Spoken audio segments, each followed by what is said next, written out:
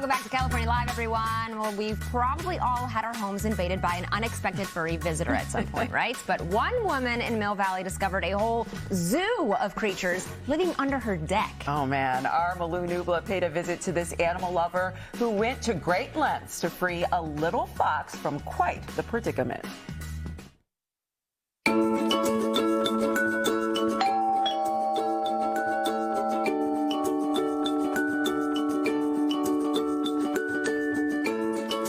So this is where you see the foxes. They come up right here. Yeah, the 6 foxes would come right up to the door. Jenny Adleman's Mill Valley deck is home to all kinds of wildlife. And as an amateur photographer, she has captured lots of regulars on camera. So I've discovered I have a zoo in my backyard. I call it Jenny's Ark. I have a skunk named Pepe. I have a raccoon named Frank, a bobcat named Robert Meowney Jr., but Bob for short. I have a deer and 2 fawns. I just call them Bambi. They're all Bambi. Ever since I was a little girl and National Geographic was my favorite magazine, and I would just pore over every single page and picture, and it was my lifelong dream to be a photographer for the magazine and travel the world. And Jenny has traveled the world, hiking and rock climbing. But what she didn't know is that her biggest adventure would happen at home.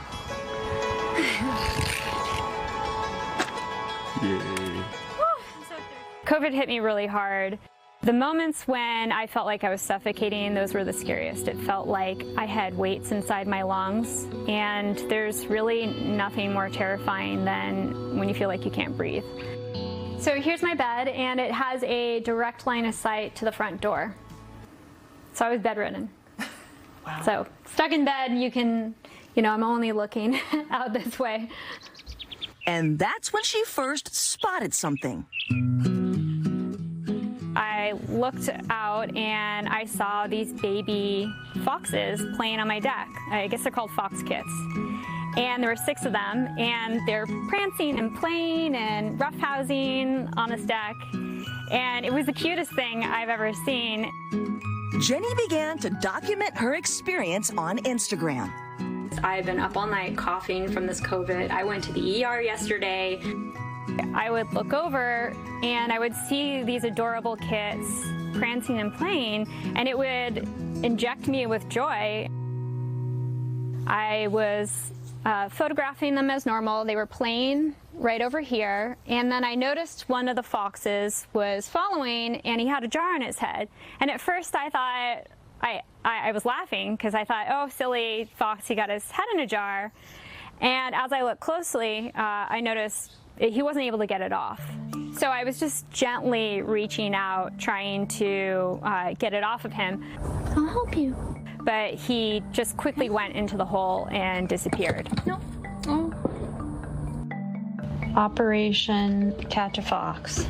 Hoping it will go in here to the food, and then I could pull the string. After many attempts to get the jar off, Jenny turned to SF Romp for help. I'm a volunteer taking calls from the public on our wildlife hotline to help with any questions or concerns.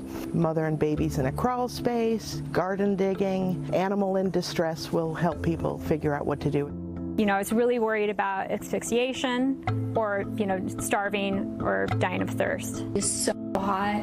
I cannot imagine having a jar on my face for 24 hours. I think this is the den. I've been looking through all this bush. So I would hear him crying, and the mother was also, she knew that something was wrong. She was screaming for her baby. I'm here to help you. I realized I need a net because I'm not going to catch him otherwise. We were so worried about that little fox.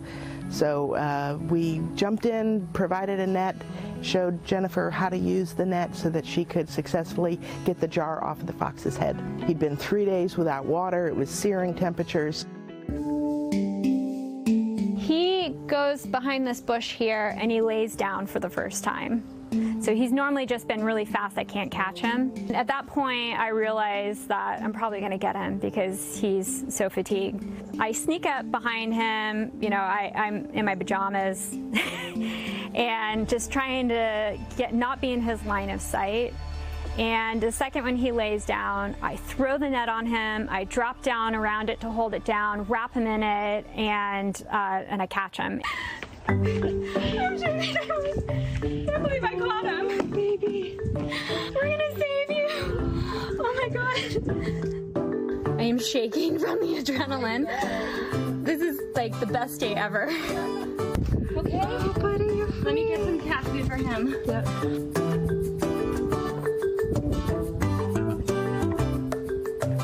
Speed and stealth, one fluid motion. She's my hero. Got the net over him. Jenny stayed with the fox for hours on her deck to make sure he was okay. I heard the mother barking, so I thought that was the best time to release him so he can go back to his mother. Okay, little baby, you're gonna go free. Okay. And he darted off so fast to his mama. It was really sweet to see him reunited. Things went back to normal. Jenny regained her health and went back to work while the fox became strong enough to leave the den under the deck. So I didn't see the foxes for a while because they've moved out of the den, they're older, and it's natural for them to be off foraging. And I missed my fox, and then one night I had a dream about the fox. And when I woke up, I checked my phone for my blink updates, and there he was on camera, and he came up to my door, and it was around the time that I was dreaming. So it was almost that I sensed him, and he appeared in my dream. So what did the fox say? Maybe, thank you.